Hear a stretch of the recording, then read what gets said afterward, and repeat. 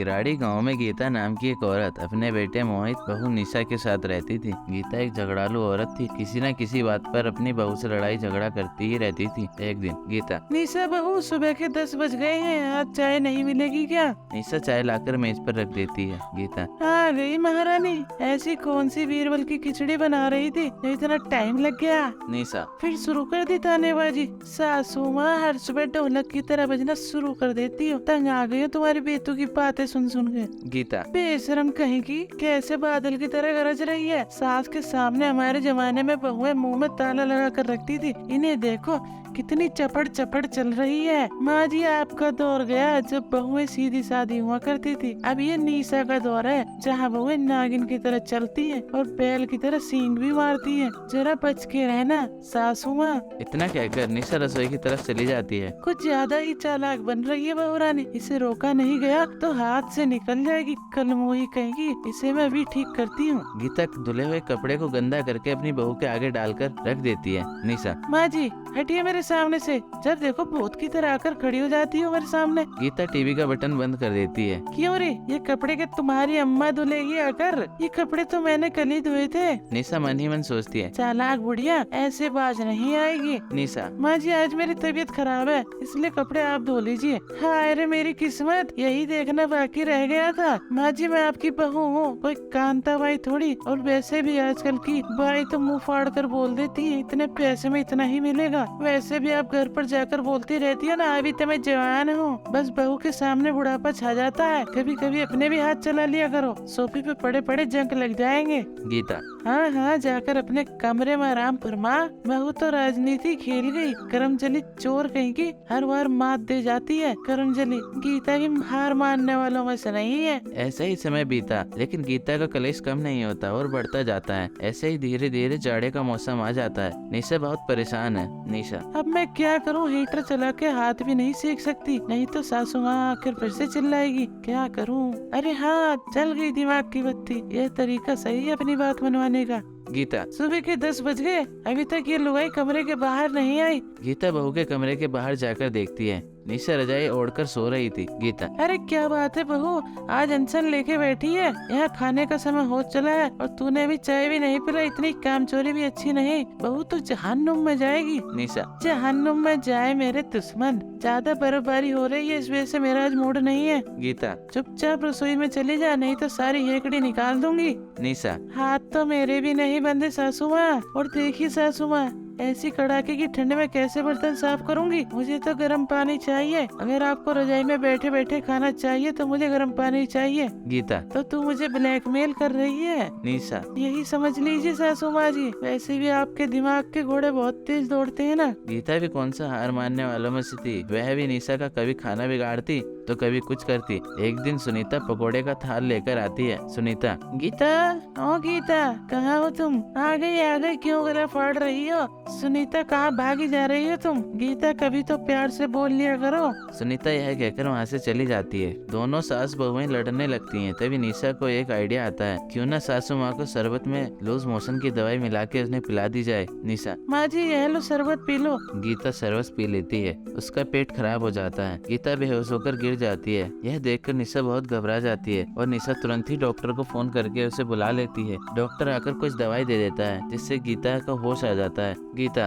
बहू आज तुमने मेरी जान बचा ली, मैं बहुत खुश हूँ जो मुझे तुम्हारी जैसी बहू मिली। मुझे माफ कर दो बहू। उसके बाद से दोनों हंसी खुशी रहने लगते हैं। वह दोनों लड़ाई झगड़ा बंद कर देते हैं। एक शाम एक कुक का मर्डर हो जाता है। घर का मालिक जब कुक की लाश देखता है तो वो तुरंत डिटेक्टिव जी को फोन करके घर बुला लेता है। डिटेक्टिव जी भी घर पहुंचकर कुक की लाश देखता है तो उसे कुक के पेट में लगा वो चाकू नजर आता है, जिसे देख डिटेक्टिव जी समझ जाता है कि किसी ने उसका खून किया है। वो चाकू पर फिंगरप्रिंट देखने लगता है पर उस चाकू पर उसे किसी तरह का कोई फिंगरप्रिंट नहीं मिलता। मिस्टर मेहरा, आपके घर में सीसीटीवी कैमरा लगा हुआ है क्या? नहीं सर।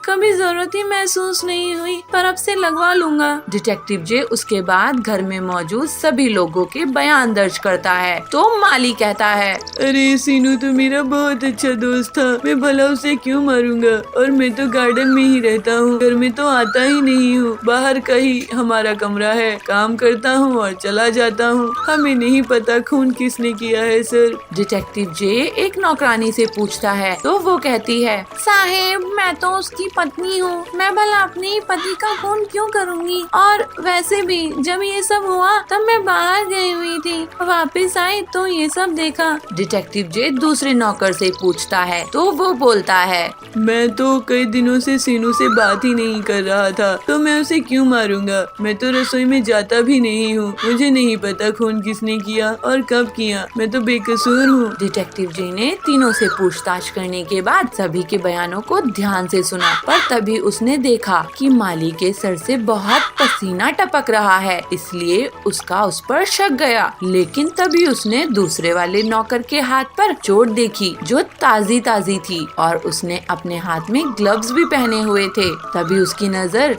कुक के पास पड़े चाकू पर भी गई। इस वाले चाकू पर तो खून अलग है और उस दूसरे वाले नौकर के हाथ पर भी चोट लगी है। मतलब हो सकता है कि इन दोनों के बीच हाथापाई हुई हो और इसी बीच चोट लग गई हो, और उसने ग्लव्स भी पहने हुए हैं, इसलिए चाकू पर इसके फिंगरप्रिंट नहीं आए। डिटेक्टिव जे ने उससे और अच्छे से पूछताछ की तो उसने अपना गुनाह कबूल लिया और सारा सच उगल दिया, और उसे डिटेक्टिव जे ने पुलिस के हवाले कर दिया। Case solve. डिटेक्टिव जे अगेन रॉक्स। वृंदावन के जंगल में भोलू कबूतर अपनी पत्नी पीलू चिड़िया के साथ रहता था। उनकी एक बेटी भी थी। भोलू पेशे से किसान था, लेकिन इस बार जंगल में बारिश नहीं आई, जिसकी वजह से उसे बहुत तकलीफ हुई।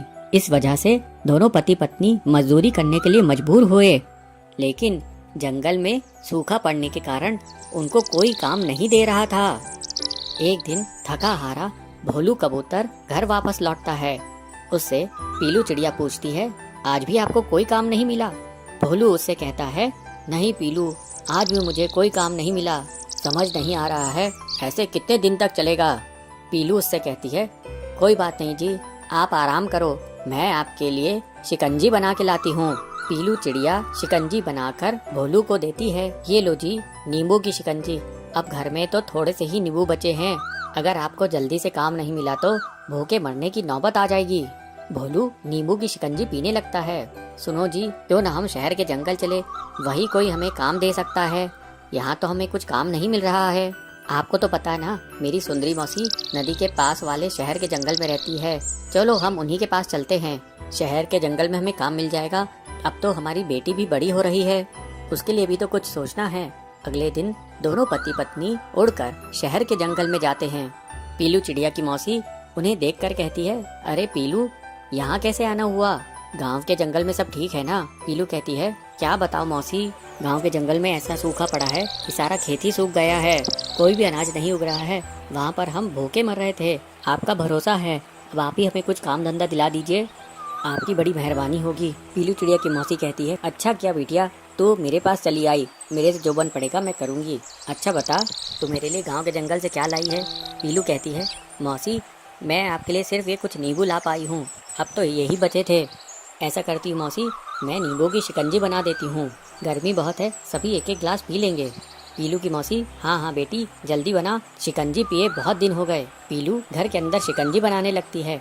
तभी उसकी मौसी की पड़ोसन उसके घर आती है। अरे बहन, ये तुम्हारे घर कौन आया है? अरे बहन, ये मेरी भांजी है, गांव के जंगल से शहर के जंगल आई है और अब ये यहीं पे काम ढूंढेगी। तभी पीलू चिड़िया सबको शिकंजी देती है। पड़ोस की आंटी भी शिकंजी पीती है। वो कहती हैं, अरे वाह, ये शिकंजी तो बड़ी स्वादिष्ट है, ये किस चीज़ से बनी है? पीलू, आंटी जी ये नींबू और सोडे की शिकंजी है। पड़ोसी आंटी, शहर के जंगल में तो ऐसी शिकंजी कहीं भी नहीं मिलती। उनकी बात सुनकर पीलू चिड़िया की मौसी पीलू से कहती है, पीलू बिटिया तू शिकंजी का ठेला लगा ले, यहाँ पर ऐसी शिकंजी किसी को बनाने नहीं आती, देखना तू कितनी अमीर हो जाएगी। पीलू चिड़िया और भोलू कबूतर को ये बात पसंद आ जाती है। अगले दिन वो मौसी से कुछ रुपए उधार लेकर अपना ठेला लगाते हैं और शिकंजी बेचने लगते हैं। पीलू चिड़िया, शिकंजी ले लो शिकंजी। भोलू कबूतर, शिकंजी ले लो, शिकंजी ले लो, ताजी ताजी। ऐसे करके पीलू और उसके पति का शिकंजी का ठेला जोर से चलने लगता है और उनकी आमदनी काफी बढ़ जाती है। जल्दी ही पीलू चिड़िया और उसका पति अपने बच्ची का एडमिशन बहुत अच्छे स्कूल में करा देते हैं और जल्दी ही पीलू चिड़िया और उसका पति एक सुंदर सा घर बनवा लेते हैं। टुनी की शादी हो चुकी है और वो अपने सास ससुर और पति के साथ रहती है। टुनी देखने में बिल्कुल भी खूबसूरत नहीं थी। उसका रंग डार्क था यानी डस्की, और अपने रंग को निखारने के लिए वो तरह तरह के केमिकल फेस वॉश और तरह तरह की क्रीमें अपने चेहरे पर लगाती थी। उसे जो कोई भी ये बता देता कि इस क्रीम या इस फेस वॉश को लगाने से उसका चेहरा सुंदर और गोरा हो सकता है तो वो बस वही लगाने लग जाती। ऐसे ही एक दिन वो यूट्यूब पर गोरा होने के लिए कुछ नुस्खे देख रही थी और तभी उसे एक वीडियो दिखाई देती है जिसमें बताते हैं कि कुछ विटामिन के कैप्सूल्स और मुल्तानी मिट्टी और दही नींबू मिलाकर चेहरे पर लगाने से चेहरे का रंग एकदम साफ हो जाता है। ये देख टुनी मन ही मन सोचती है, अरे वाह, ये नुस्खा तो सच में कमाल का है। इसको इस्तेमाल करने से ये लड़की तो सच में बहुत गोरी हो गई है। तो फिर अब मैं क्यों देरी करूं, मैं भी ये सामान लेकर आती हूँ और अपने चेहरे पर लगाती हूँ, फिर देखना मैं कैसे एकदम सुंदर हो जाऊंगी। टुनी तुरंत अपना पर्स उठाती है और उसे लेकर बाजार के लिए निकल जाती है और बाजार से वो सभी सामान ले आती है जो वीडियो में उसने देखा था और उसे घर पर लाकर अपने चेहरे पर लगाने लगती है। लेकिन तभी उसकी सास लूसी वहाँ आ जाती है और उसे देखकर कहती है, अरे बहू, ये तूने अपने चेहरे पर क्या पोता हुआ है? माँ जी, ये एक नया नुस्खा है, मैंने आज ही यूट्यूब पर देखा है। इसको ना चेहरे पर लगाने से चेहरे का रंग साफ हो जाता है और काले से काला आदमी भी दूध जैसा गोरा हो जाता है। ये सुनकर उसकी सास हंसते हुए कहती है, अरे बहू, तू भी ना किसकी बातों में आ गई। यूट्यूब पर आधे से ज्यादा तो बकवास चीजें भरी हुई हैं। रत्ती भर की सच्चाई नहीं है उनमें, बस पैसों के लिए कुछ भी अंट संट बनाकर डाल देते हैं। अभी कल परसों मैं देख रही थी यूट्यूब पर एक वीडियो, उसमें दिखा रहे थे कि गोबर